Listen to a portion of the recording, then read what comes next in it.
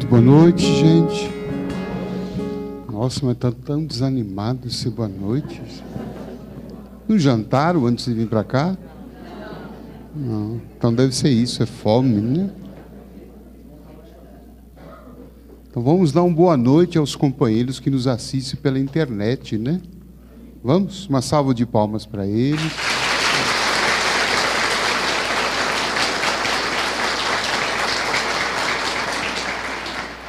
O Grupo Esperança se sente hoje honrado com a visita pela primeira vez, né, do André Marouço, que é um trabalhador originariamente do Centro Espírita Nosso Lar, Casa André Luiz, e hoje ocupa, né, eu não sabia que o cargo tinha esse nome, André, de gerente de comunicação da Fundação Espírita Luiz.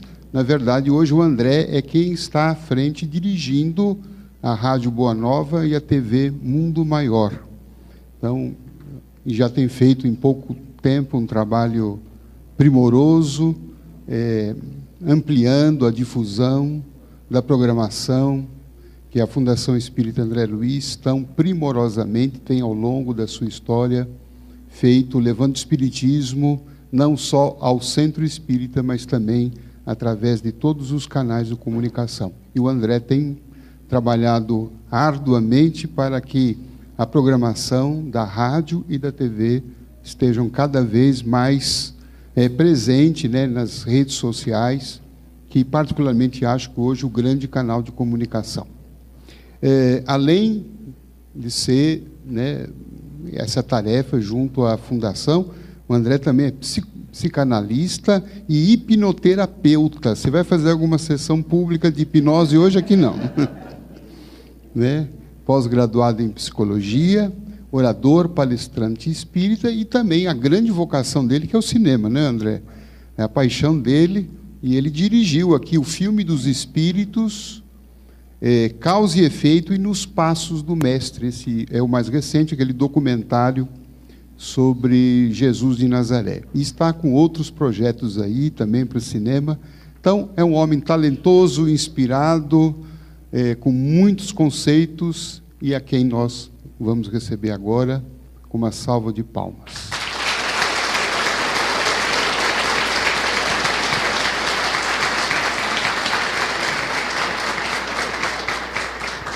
Eu esqueci de falar a coisa mais importante do currículo dele, que o André é casado com a Rosângela, que hoje está aqui. Levanta, Rosângela, para o pessoal conhecer.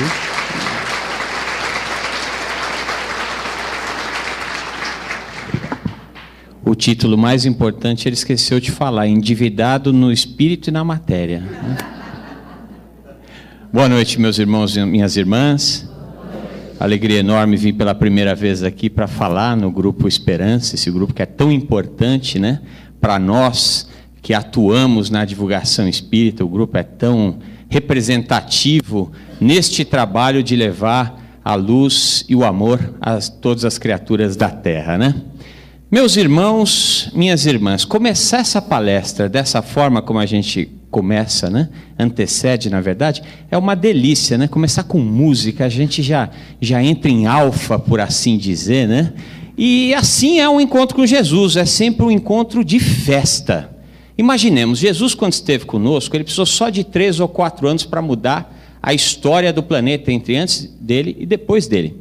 E ele escolhe como primeiro evento, o evento inaugural da sua vida pública, uma festa de casamento, onde ele transforma água em vinho, né? Não há acaso em todo esse trabalho de maestria desempenhado por nosso Senhor. Ou seja, nesse instante parece que ele nos diz: o meu reino é um reino de festa.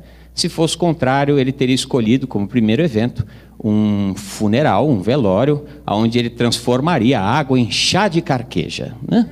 Isso quando ele transforma, né? Muito bem, meus irmãos, minhas irmãs, nós vamos falar sobre prosperidade, este algo que requer de todos nós uma melhor compreensão, especialmente nós que nos reunimos nessa noite, nesta casa de amor, uma casa espírita, portanto, uma casa que bebe de toda a história judaico-cristã. Como é que o tema prosperidade tem sido tratado ao longo desses 40 séculos de história judaico-cristã, né? Hoje nós acompanhamos os nossos irmãos neopentecostais, esse é parte de um grupo que defende a teologia da prosperidade, né? E eles se fundamentam especialmente em um trecho do Evangelho que é: eu vim, Jesus falando, eu vim para que tenham vida e a tenham em abundância, né? Vida em abundância com o Cristo. O que de fato é ter vida em abundância com o Cristo? Algumas criaturas creem que vida abundante com o Cristo é uma vida materialmente próspera. Também, mas nós sabemos que não é só isso. E vamos trabalhar isso ao longo da nossa exposição. A doutrina dos Espíritos nos diz que tudo que nós temos no universo é Deus, Espírito e matéria. Isso é tudo que há no universo. Deus, inteligência suprema, causa primeira de todas as coisas, também nos é trazido através da questão primeira de O Livro dos Espíritos, do nosso querido mestre de Lyon, que ontem comemorou 213 anos, um menino de tudo, né? Ele nos trouxe esta compreensão no universo Deus, Espírito e matéria. O Criador, nosso Pai, né? E ele cria o quê? Ele cria o universo material e coloca espíritos para poder co-criar, administrar e fazer o crescimento deste universo. Aliás, hoje a ciência já nem mais trabalha com o conceito de universo, mas sim conceito de multiverso, né? A teoria das cordas, enfim, há muito que já se trabalha que não se trata de um universo, mas de um multiverso. E cabe aos espíritos a cocriação do universo material, né? Agora imaginemos, esse negócio de matéria dá um trabalho, né, gente? Não seria melhor que nós estreássemos já, tal qual a doutrina dos anjos? Seres conhecedores dos desígnios, né, da divindade, dos enigmas da divindade e mais próximos de Deus. De cara eles já têm uma vantagem enorme frente a nós. Eles não têm sexo, né? Ou seja, eles fogem de um monte de problema que nós temos. Não seria muito mais fácil que nós fôssemos já criados na doutrina dos anjos? Só que aí nós precisamos ir para João 14, 12, quando nós encontramos: aquele que crê em mim também fará as obras que eu faço, e as fará maiores do que estas. Imaginemos, a mente mais poderosa da história deste planeta vem e nos diz: isso aqui que eu faço, vocês farão. E diz mais: ainda farão maiores do que estas coisas que eu faço. O cara precisou de 3 ou 4 anos para mudar a história entre antes e depois dele. O que ele tinha de recurso? Facebook, Twitter, YouTube, rádio, TV, cinema, internet. Ele tinha estudo? Tinha 12 semi-analfabetos e analfabetos. Ele treinou esses caras e mudou a história entre antes e depois dele. E ele vem e diz: isso aqui que eu faço, cara, vocês vão fazer. Como é que nós vamos fazer tudo o que Jesus fazia? O conhecimento da matéria se faz imprescindível para que nós tenhamos condições de fazer o papel que nos cabe de cocriação. O cara entendia de matéria, entende, melhor dizendo, como ninguém. Porque quando ele vem e diz que não veio destruir a lei nem os profetas, e sim dar-lhes cumprimento, ele diz assim: não só a lei do mundo espiritual, mas também a lei do mundo físico. E a lei do mundo físico, o que tem? Biologia, química e assim sucessivamente. Ou seja, esse cara vem e diz assim: para vocês fazerem tudo isso que eu faço, vocês precisam dominar a lei.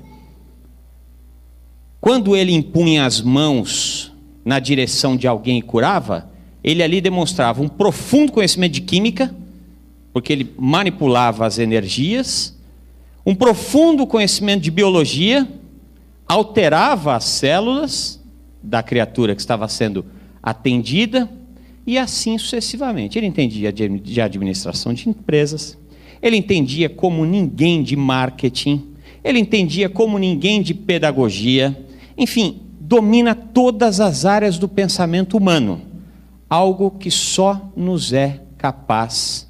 Nós só chegaremos a esse estágio quando nós vivermos a matéria, quando nós dominarmos a matéria e todas as leis do mundo material. Ou seja, a vivência do Espírito na matéria é condição sine qua non para a nossa evolução. Ela só se dará por esse intermédio. O cara que, na nossa opinião, melhor exemplificou o grande drama da nossa compreensão do que é vida plena, inclusive na matéria, é um camarada do século XIX, início do século XX, né, que é o pai da psicanálise, o Sigmund Freud. E o que o Freud nos traz? O Freud nos traz 3 instâncias de funcionamento psíquico. Aquilo que ele chama de consciente, que é aquilo que a gente se lembra, é mais atual aqui. Aquilo que ele chama de pré-consciente, que é aquilo que a gente tem lampejos e acessos a essa memória, e aquilo que ele chama de inconsciente. E aí ele nos traz a analogia de um iceberg. E notem que nesse iceberg, ele diz que a parte da consciência fica sobre a flor d'água. A parte da pré-consciência fica próximo da flor d'água, mas submerso. Mas a maior parte de nós está no nosso inconsciente. Para o Freud e alguns psicanalistas que vieram depois dele, para o Freud especialmente, a inconsciência começa a ser formada na infância. Depois vieram outros psicanalistas e falaram assim, não, é desde a concepção. Que pena que eles não conheceram o Kardec. E o Kardec diria assim, ó, é desde a primeira existência como hominídeo.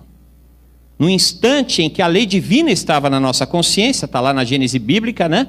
Quando eles se alimentaram do fruto da árvore do conhecimento, ou seja, dali adiante, com a capacidade de forma intelectual, decidir sobre o certo e o errado, dali adiante o nosso inconsciente começa a ser armazenado. Armazenado de quê? De paz, luz, esperança, plenitude, fé, também.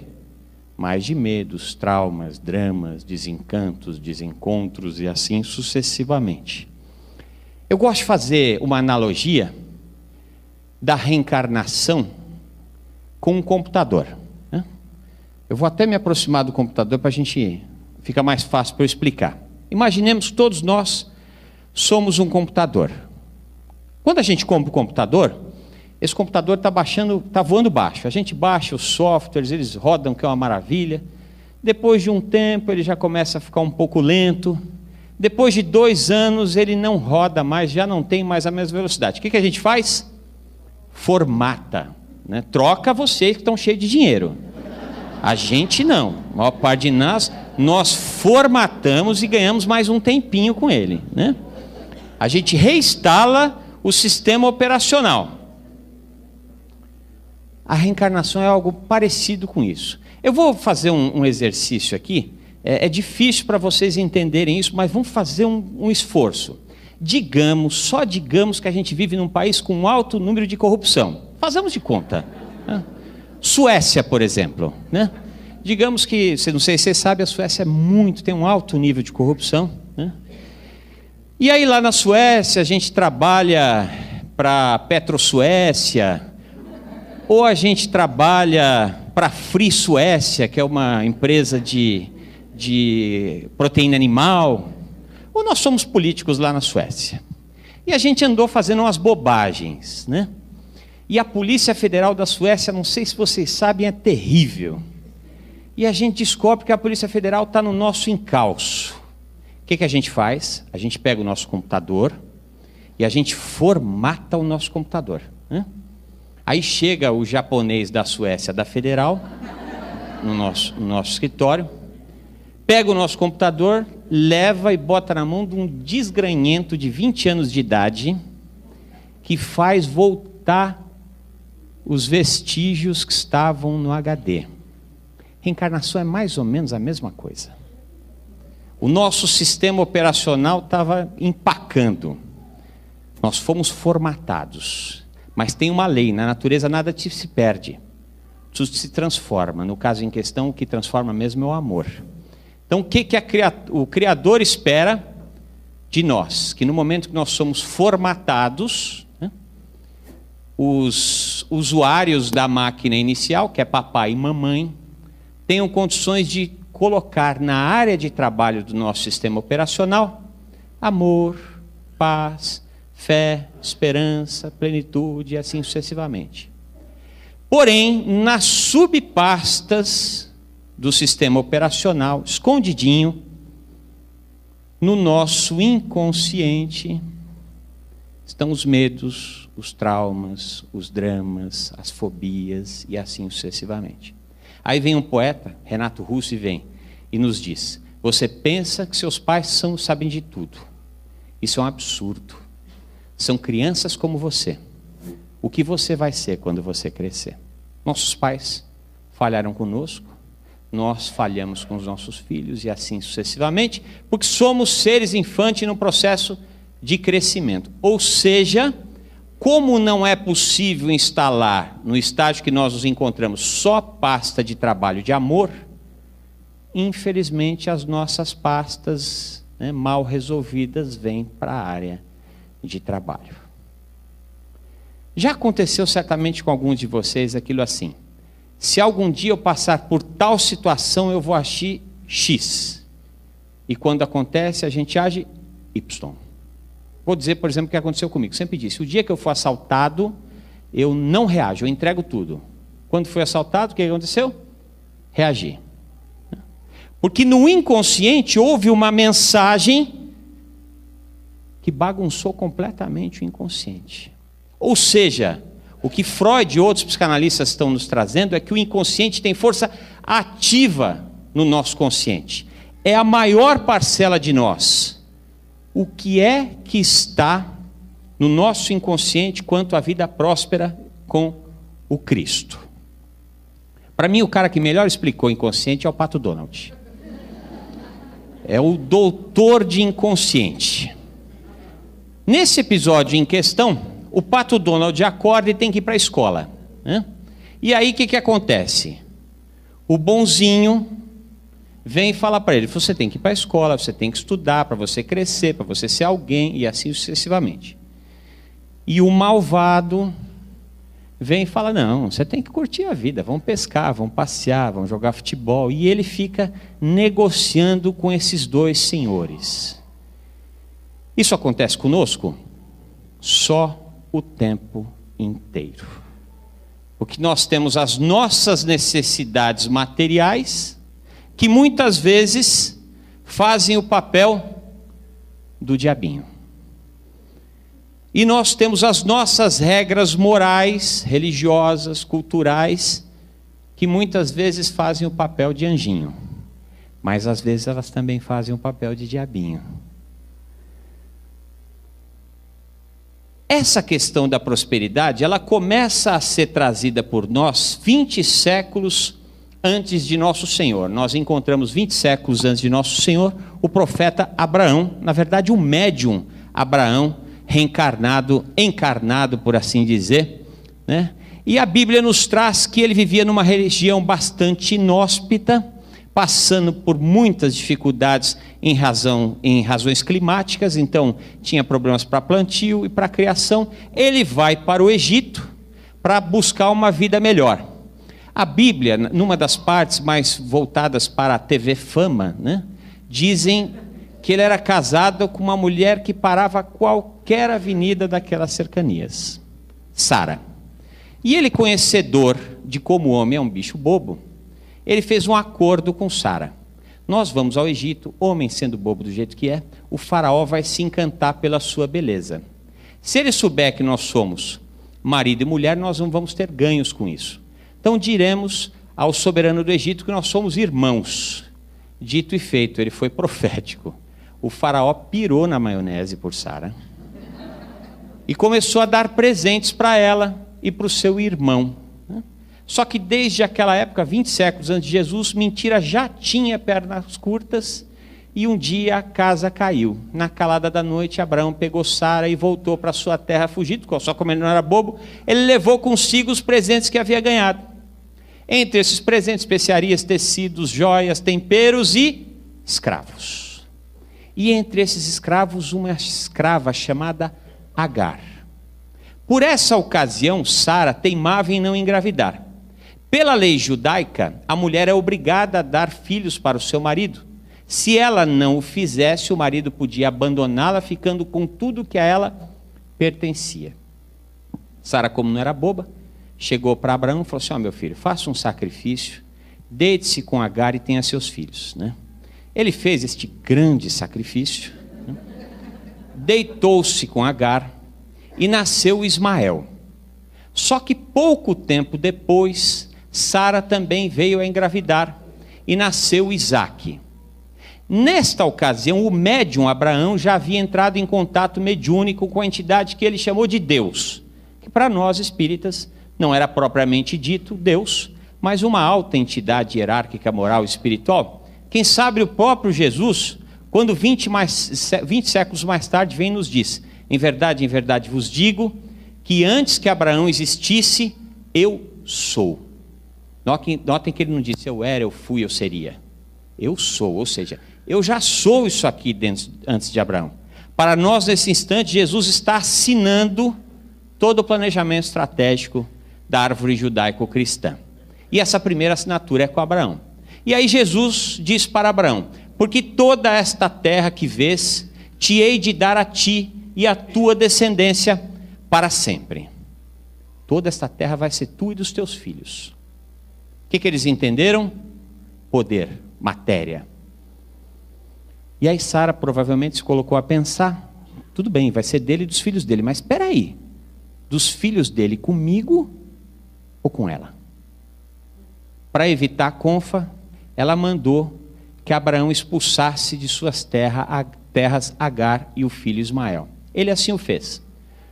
Expulsou os dois e na travessia do deserto os dois quase morreram, mas não morreram. Os filhos, netos, bisnetos, tataranetos e assim sucessivamente de Ismael são os muçulmanos. Os filhos, netos, bisnetos, tataranetos e sucessivos de Isaque são os judeus, os hebreus. O pai é o mesmo. E onde começa essa confusão? Se tratava de uma herança física, material. E era muito mais do que isso. Porque quando Jesus esteve conosco, ele falou: os mansos e pacíficos herdarão a terra. Então também era uma herança física da terra, mas especialmente uma herança espiritual. Nesse instante, Jesus estava dizendo: o conhecimento inaugural do Deus único, que começa com Abraão, um dia será a fé, o amor, o substrato da esperança de todos aqueles dos mansos e pacíficos que seguirão este ensinamento. E os judeus creram de tal forma que se tratava de uma herança física, que tem 4 coisas que eu vou falar que ninguém aqui viu. Ninguém aqui viu isso. Primeira delas: genro com foto de sogra na carteira. Alguém aqui tem? Não. Não existe genro com foto de sogra na carteira. Cabeça de bacalhau, alguém viu? Não. Enterro de anão, alguém foi? Não. Judeu pobre, alguém já viu? Eles creram firmemente neste pacto de Deus com ele. Esta terra será tua e dos teus descendentes.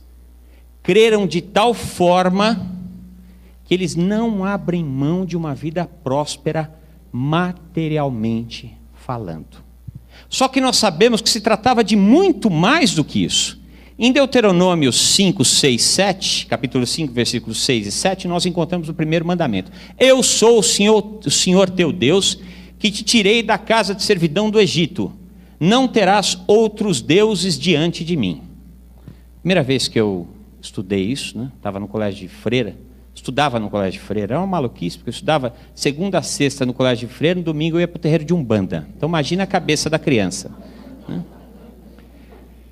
Mas eu falei: nossa, Deus é ciumento, gente. Ele quer tudo para ele, Depois o Espiritismo me mostrou o que Jesus estava dizendo para Moisés nesse instante. Ele estava dizendo: me tenha em primeiro lugar, porque assim você vive a vida material sem se emporcalhar.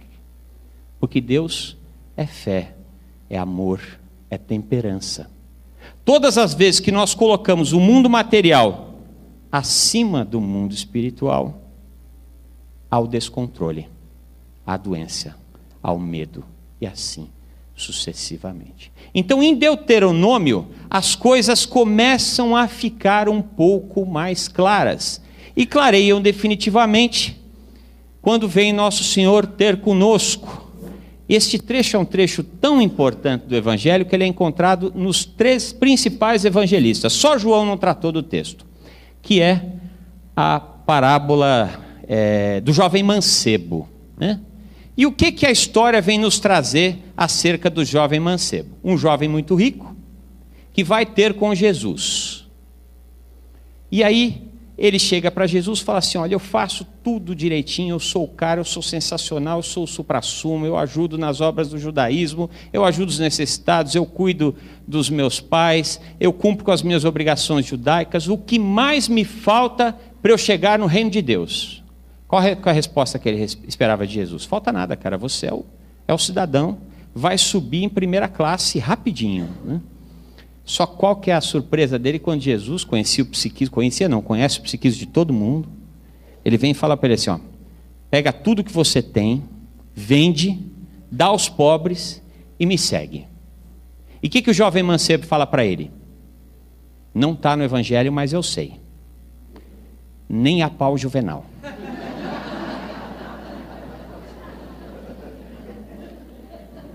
E ele vai embora.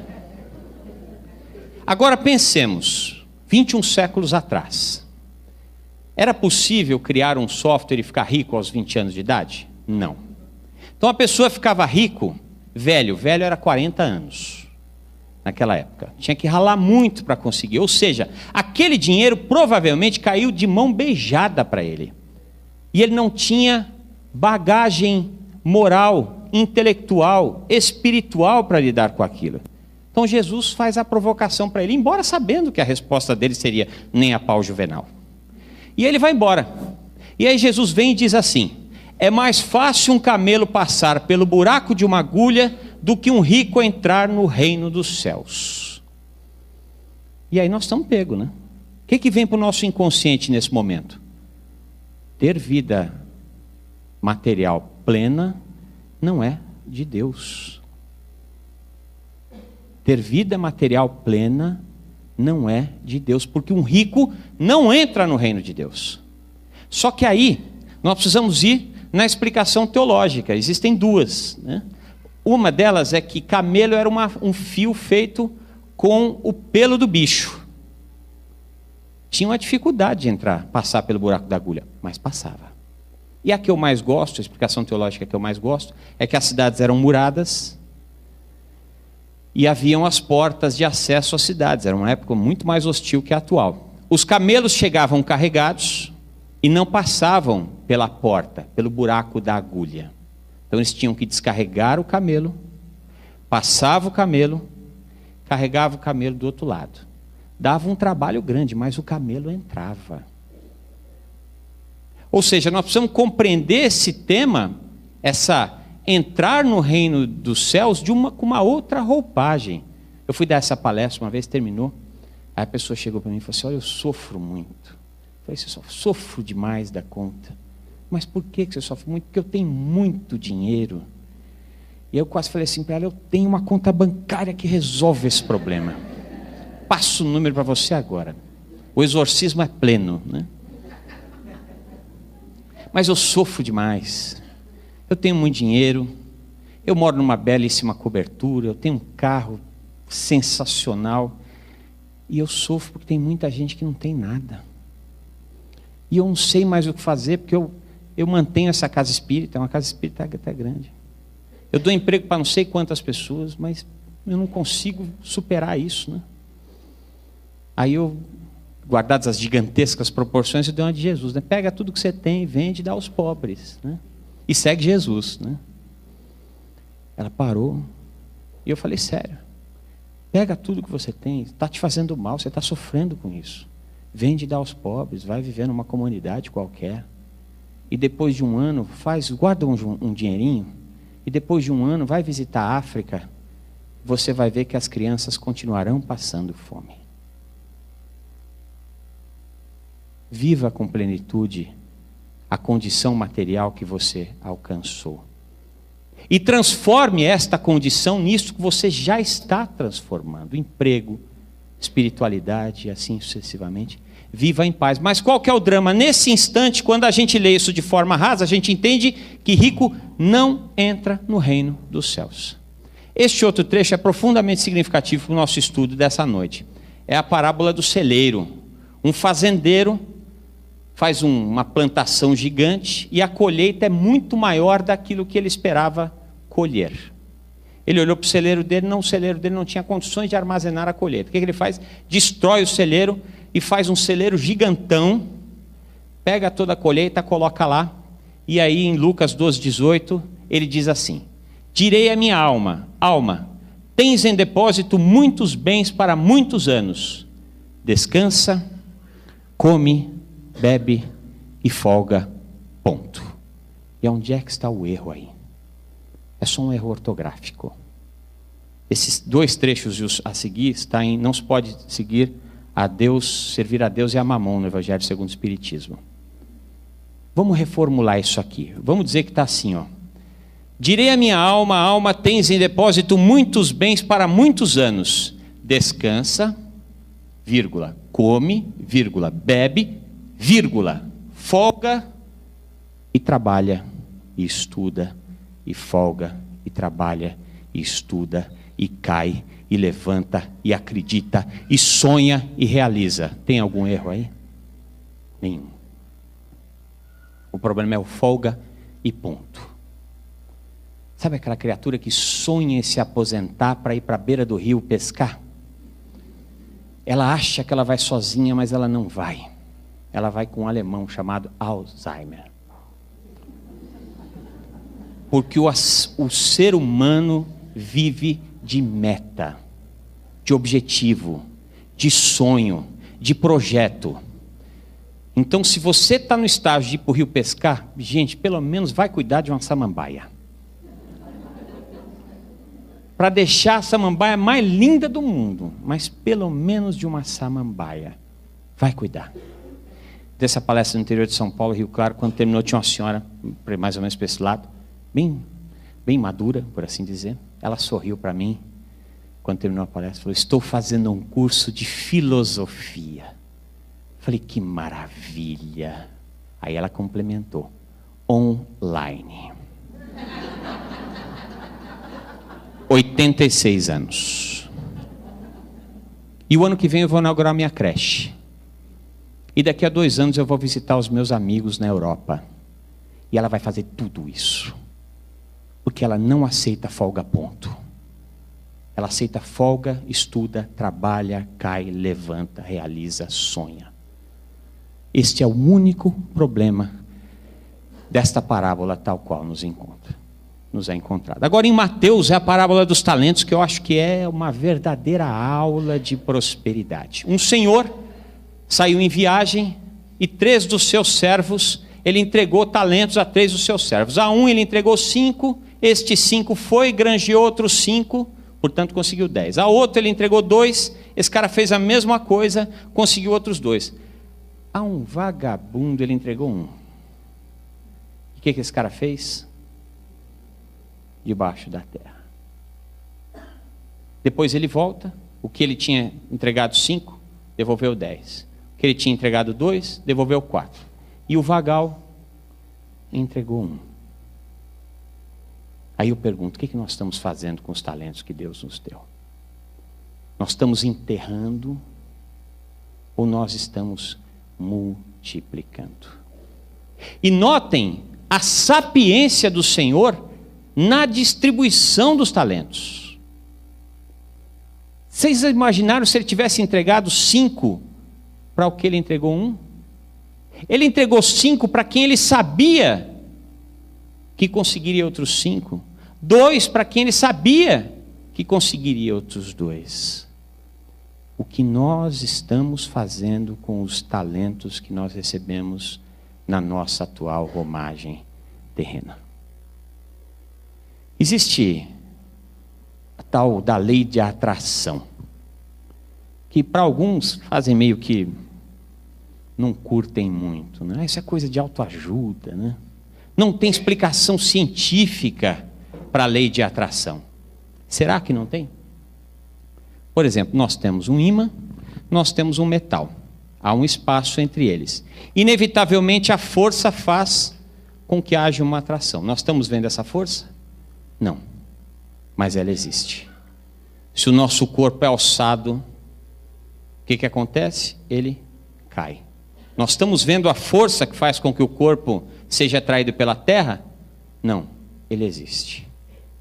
Nós aprendemos na doutrina dos espíritos que nós temos uma grande antena de transmissão e de recepção. E ela vibra numa frequência, e na mesma frequência que ela vibra, ela recebe. Eu gosto muito desse desenho, que é o gatinho que olha no espelho e vê um leão. O que nós estamos vendo no espelho de nossas almas? Um gatinho pulguento e sarnento ou um leão? O que nós deveríamos ver no espelho de nossas almas é um leão, é uma leoa.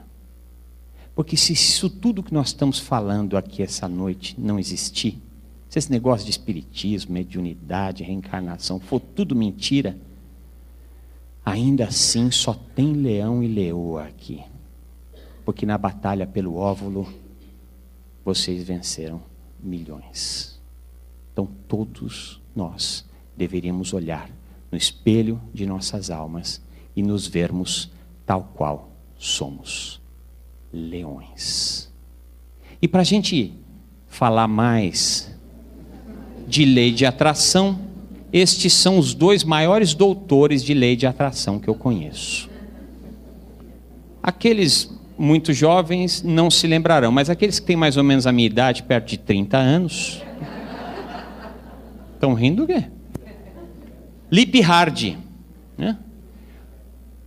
O leão é um sonhador, é o cara que acredita, que tem fé, esperança, tem projeto, é bem-humorado, vai dar certo o tempo inteiro. E a hiena sempre diz o quê logo de início? Ó céus, ó vida, ó azar, isso não vai dar certo.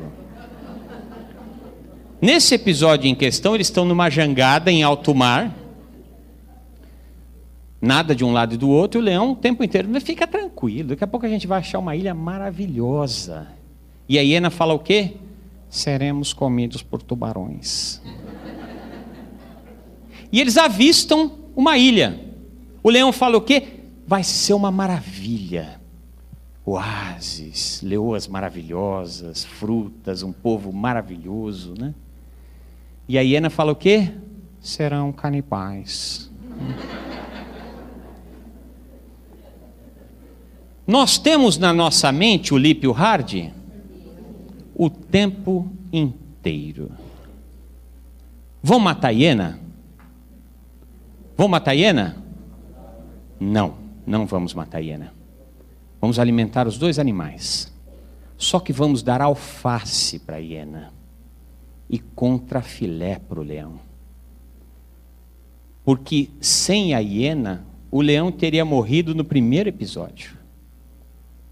A hiena é o cuidado, é o planejamento, é a atenção. E o leão é a fé. Alimentemos então a hiena com alface e o leão com contrafilé. O drama é que quando nós vamos para as nossas empreitadas, em qualquer campo da vida, ó céus, ó vida, ó azar, isso não vai dar certo. E a gente espera que dê certo. Não tem como. Porque nós já mandamos um recado preciso para a nossa mente. O que nos cabe é crer firmemente no nosso papel de leões, alimentando sim a hiena, mas especialmente alimentando o leão que habita a cada um de nós, filhos do Pai. E ao longo deste percurso do judaico-cristão, uma parte de nós creu firmemente, por não se aprofundar no ensinamento, que prosperidade ou era uma coisa ou era outra, quando que prosperidade é de fato uma vida abundante com o Cristo. Vida abundante em todas as áreas em que nós atuamos. Isso não significa que vez por outra nós não beijaremos o chão, nem tampouco que algum pedregulho haverá de nos fazer cair. Mas se crermos que somos, de fato, leões e leoas, a gente sempre se levanta. E no mais célebre discurso de nosso Senhor, quando ele ergueu a voz no Sermão das Bem-aventuranças, ou Sermão do Monte, na plateia, 4.000 criaturas. A narrativa evangélica nos diz que o último escutava como o primeiro. Quem era o público? Cegos, doentes, coxos, órfãos. Um povo dominado por Roma e com poucas esperanças de êxito material. E ele vai e nos traz um discurso de esperança, nos falando das bem-aventuranças e nos prometendo tempos melhores. Ele não podia dizer para aquele povo: matricule-se num curso online para melhorar seu currículo. Nem tampouco podia dizer para aquele povo: compre uma passagem na decolar.com e vá para a Europa que a situação está melhor. Mas para nós, ele pode. Porque estamos encarnados num momento especialíssimo da história humana. Sim, um momento difícil, mas é na dificuldade em que os nossos saltos são gigantescos. E já se encaminhando para o final do discurso, Jesus nos coloca na condição daquilo que de fato nós somos. Isso é visto em Mateus capítulo 5, versículo 13. Vós sois o sal da terra, e se o sal for insípido, com que se há de salgar? Para nada mais presta senão ser pisado pelos homens. Para se lançar fora e ser pisados pelos homens. E aí nós precisamos ir à explicação teológica de sal. Existem duas. A primeira delas é que não havia geladeiras, freezers. Então você salgava a carne para que ela não entrasse em processo de putrefação. E a segunda, que eu mais gosto, ninguém é perfeito, e eu sou carnívoro, né? É picanha com sal grosso. Oh, coisa boa, muita gente aí salivou. Eu salivei. Agora experimenta comer picanha sem sal. Neste instante, Jesus nos coloca como o tempero do planeta Terra. Vós sois o tempero da terra. Vós sois o que há de mais especial. Vós sois os filhos do Altíssimo. Então, que tenhamos condições, coragem, fé, de aceitar o papel que nos cabe. Somos leões, somos leoa, somos o sal da terra. Nós é que tornamos esta terra mais do que especial. Não somos pouca coisa. Somos irmãos de Jesus e filhos do Altíssimo. Que tenhamos condições de aceitar este lindo papel que nos cabe. Que Jesus nos abençoe e nos proteja. Obrigado.